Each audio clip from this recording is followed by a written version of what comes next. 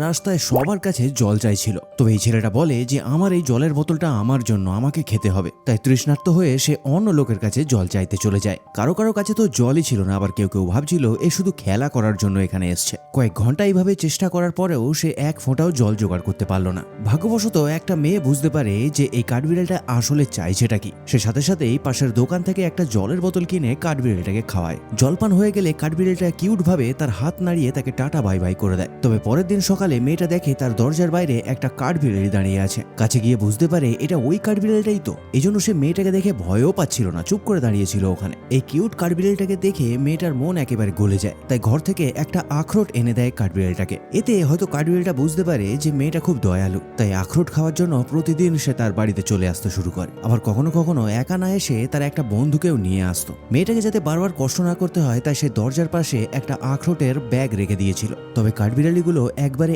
একটা করেই আখরোট নিয়ে যেত। ধীরে ধীরে সে জায়গাটার সঙ্গে পরিচিত হয়ে যায়। তাই সে আর বাইরে থেকে খাবার নিয়ে চলে যেত না, একেবারে ঘরের ভেতরেও ঢুকে আসতো। যদিও সে আখরোট খেতে খেতে তাদের সোফাটাকে নোংরা করে ফেলতো, কিন্তু তবুও বাড়ির লোক তাদেরকে বিরক্ত করতো না বা বকাও দিত না। কারণ তারা মনে করতো যে একটা বন্য প্রাণী যদি তাদের বাড়িতে শান্তিতে থাকতে পারে তাহলে তাদের বাড়ির মধ্যে নিশ্চয়ই স্পেশাল কিছু আছে। এজন্য তারা কাঠবিড়ালটার জন্য বিভিন্ন ধরনের খাবার রেডি করে রাখতো। এমনকি মেয়েটা নিজের হাতে কিউট কিউট ড্রেসও তৈরি করে দিত কাঠবিড়ালটাকে। বাড়ির লোকও যেমন কাঠবিড়ালটাকে কাছে পেয়ে মজা পাচ্ছিল, সাথে সাথে কাঠবিড়ালটার জীবনও চেঞ্জ হয়ে যায়। সে একেবারে চিন্তা মুক্তভাবে জীবন কাটাতে শুরু করে। সে যখন ইচ্ছা তাদের বাড়িতে আসতো, খাওয়া দাওয়া করতো, আবার চলে যেত। তবে একটু বেশি খাওয়া দাওয়ার ফলে তার ভুঁড়িটা একটু বেড়ে গেছিল। এই জন্য মেয়েটাকে বাধ্য হয়ে তাকে কিছু ভেজিটেবল এবং ফ্রুটস খাওয়াতে শুরু করতে হয়। তবে এই ছোট্ট প্রাণীটার মাথাতেও বুদ্ধি ছিল। এই জন্য বাড়িতে এসে যত পোকামাকড় দেখতো সব মেরে ফেলতো, যাতে তাদের বাড়িটাও একটু পরিষ্কার পরিচ্ছন্ন থাকে। আবার কখনো কখনো গাছে উঠে পাইন কোন তুলে আনতো আর তাদের বাড়ির বারান্দাতে ডিবি করে রাখতো। হয়তো সে